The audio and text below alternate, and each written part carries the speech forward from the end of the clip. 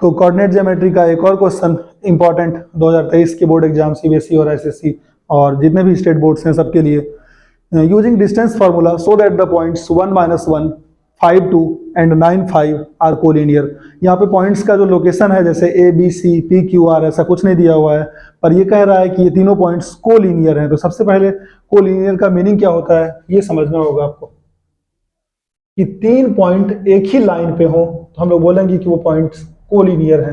Suppose ये आपका 1 -1, इसको हमने ए मान लिया, और बी 5 और 2 यानी कि 5 और 2 पॉइंट को बी मान लिया, सी 9 और 5 इसे तीसरा पॉइंट मान लिया। तो इस लाइन का मीनिंग सिर्फ आपको ये समझाना है कि कोलिनियर क्या होता है, यानी कि एक ही स्ट्रेट लाइन पे जितने भी पॉइंट्स हैं सबको हम लोग कोलिनियर कहेंगे। इस लाइन का यहाँ पे यही मीनिंग है कि ये तीनों ही पॉइंट एक स्ट्रेट लाइन पे हैं। अब इस डिस्टेंस फार्मूले से शो करना है कि तीनों ही पॉइंट कोलिनियर है, यानी कि जरूरी नहीं है कि यहाँ पर ये पॉइंट बीच में ही आए, ये फर्स्ट में आए, ये थर्ड में आए, क्योंकि यहाँ पर इसे डिस्टेंस फार्मूले से प्रूफ करना है। यानी कि हम लोग यहाँ पर ये कह सकते हैं कि late A1 -1 B 5 2 and C 9 5। तो यहाँ पर करना क्या होगा, डिस्टेंस फार्मूले से एक बार ए बी निकालना होगा, फिर एक बार बी सी निकालना होगा, फिर एक बार सी ए निकालना होगा। और आप देख सकते हैं कि अगर सपोज यहाँ पर बी वाला जो पॉइंट है ये बीच में है, तो ए से लेके बी तक का जो डिस्टेंस होगा, बी से लेके जो सी तक का डिस्टेंस होगा, दोनों को अगर ऐड करते हैं तो ए सी यानी ए से लेके सी तक के डिस्टेंस की इक्वल होगा। तो हम यहाँ पर कह नहीं सकते इस क्वेश्चन में कि ए पहले है, बी बीच में है या सी आखिरी में है। बस ये एक समझाने के लिए, रेफरेंस के तौर पर मैंने कोलिनियरिटी समझाने के लिए एग्जाम्पल लिया था। तो उसको इग्नोर करते हुए अब आप डिस्टेंस फार्मूले से ए बी पहले कैलकुलेट करें। ए बी निकालने के लिए x1 y1 1 और -1 होगा, x2 y2 5 और 2 होगा।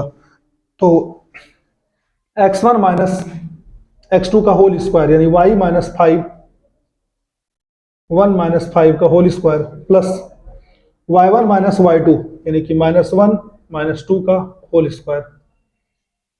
तो ये आपका हो जाएगा 1 -5 यानी -4 का होल स्क्वायर प्लस -1 -2 यानी कि -3 का होल स्क्वायर। तो -4 का स्क्वायर 16 और -3 का होल स्क्वायर 9 यानी कि 25 का रूट यानी कि 5 यूनिट्स। तो हम लोग कह सकते हैं कि ए बी 5 यूनिट्स आ गया। अब एक बार हम लोग बी सी निकालेंगे। तो B और C के बीच का डिस्टेंस निकालना है, A से कोई मीनिंग नहीं रह गया यहाँ पे। तो 9 -5 यानी कि x1 y1 ये, x2 y2 ये। आप 5 -9 भी कर सकते हैं और 9 -5 भी कर सकते हैं, प्लस 5 -2 का होल स्क्वायर।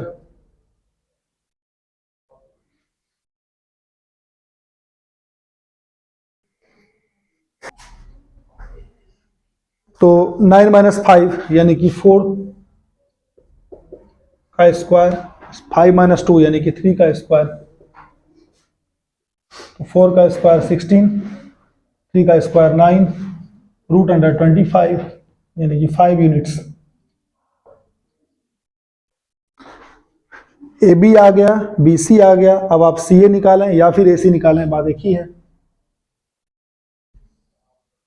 सी ए या फिर ए सी, तो x1 y1 ये हो जाएगा, x2 y2 ये हो जाएगा। डिस्टेंस फार्मूले के मुताबिक x1 माइनस x2 का या फिर x2 माइनस x1 का होल स्क्वायर यानी कि 1 -9 का होल स्क्वायर प्लस -1 और -5 का होल स्क्वायर।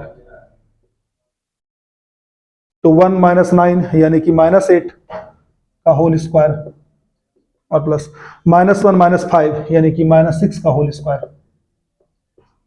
तो आप देखेंगे नेगेटिव नंबर का स्क्वायर यानी -8 का स्क्वायर 64 प्लस -6 का स्क्वायर 36, रूट अंडर 100 हो जाएगा और रूट अंडर 100 से अपना 10 यूनिट्स बाहर आ जाएगा। तो यहाँ पर आप देखेंगे कि ए बी 5 यूनिट्स है, बी सी 5 यूनिट्स है और ए सी 10 यूनिट आ गया। यानी कि अगर हम ए बी का डिस्टेंस और बी सी के डिस्टेंस को ऐड करें तो ए सी के डिस्टेंस के इक्वल आ रहा है। तो यहाँ पर लिखेंगे हम लोग हियर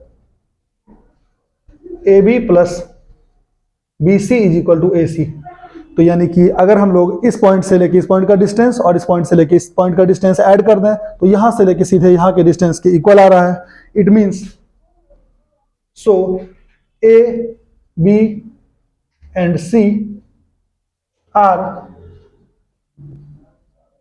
कोलिनियर.